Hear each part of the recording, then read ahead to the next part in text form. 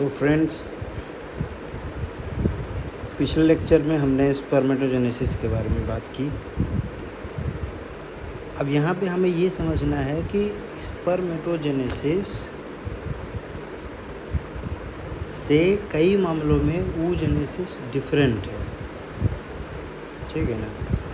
तो यहाँ पे oogenesis की जो कहानी है वो शुरू होती है इंट्रायूटेराइन लाइफ,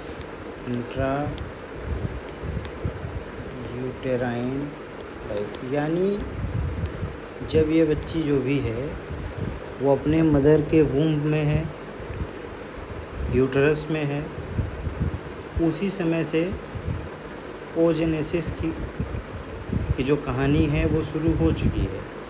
यहाँ पे एक बात हमने NCERT के हाईलाइट किया है, आप ध्यान से देखिए इसको।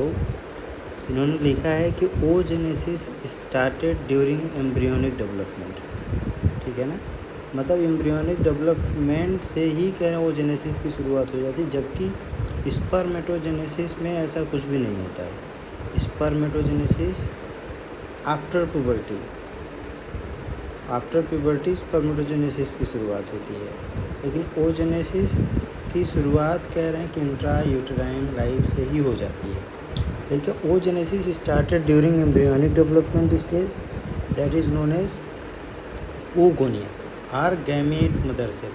Gamete mother cell means gamete को बनाने वाली mother cell. No more oogonia are added are formed after the birth, मतलब बर्थ के बाद कोई भी न तो oogonia का डेवलपमेंट अलग से होगा, ठीक है ना, न तो वो बनेंगे। तो यहाँ पे बेसिक बात ये है कि oogonia से oogenesis को हम पढ़ना शुरू करते हैं। तो oogenesis से फिर यहाँ पे देखिए ग्रोथ फेज़ आता है।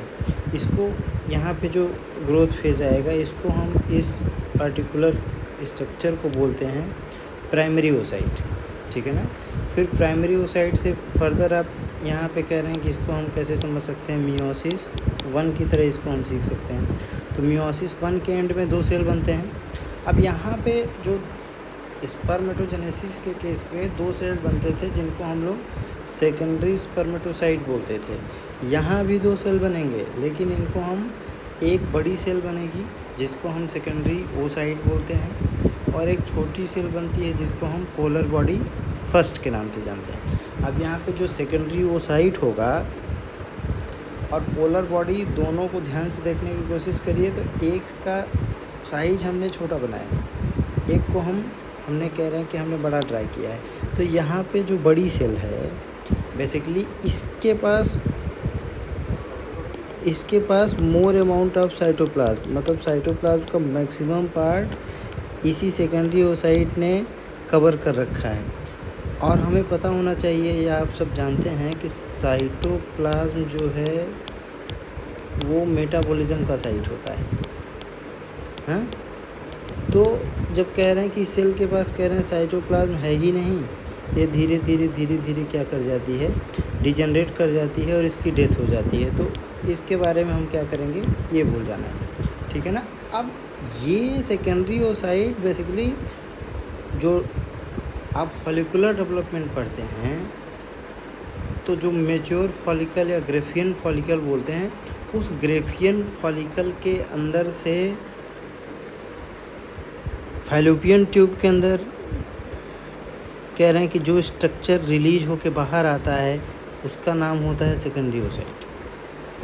अब यहाँ पे एक और इंटरेस्टिंग बात ये है कि सेकेंडरी oocyte के पास देखिए थोड़ा सा ना, जैसे कि अब सेकेंडरी oocyte मान लीजिए फैलोपियन ट्यूब के अंदर कह रहे हैं कि ये रिलीज हो गया ना। तो अब सेकेंडरी oocyte के पास 2 रास्ते हैं। सेकेंडरी oocyte के पास 2 रास्ते हैं। वो रास्ते क्या हैं कि ऐसा हो सकता है कि यहाँ पे कह रहे हैं कि मेल गैमेट की एंट्री हो जाए, या ऐसा हो सकता है मेल गैमेट की एंट्री ना हो। तो अगर कह रहे हैं मेल गैमेट की एंट्री होती है तो ये फर्दर ये वाला कह रहे हैं कि ये जो आपको यहाँ पे डिवीज़न सेकेंड मियोसिस का स्टेप जो देखने को मिल रहा है वो होगा। मतलब ये कह रहे हैं कि ये 2 सेल बनेगी। अब इसमें भी कह रहे हैं कि एक बड़ी सेल एक छोटी सेल।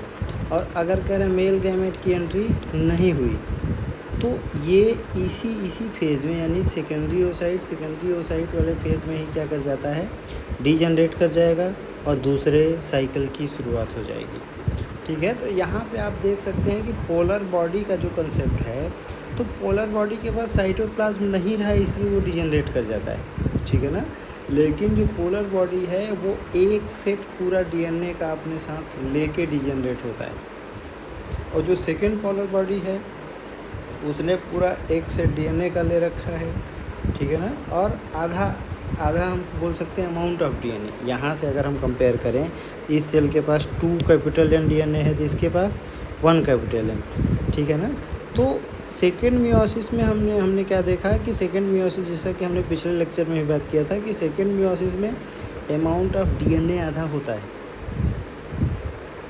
सेकेंड मियोसिस में अमाउंट ऑफ डीएनए क्या होता है, आधा होता है, जबकि प्लॉइडी सेल की प्लॉइडी पे कोई फ़र्क नहीं पड़ता। इसलिए कभी कभी इसको हम बोलते हैं ना कि meiosis second is equivalent to mitosis. I hope आपको समझ आया होगा। Thank you.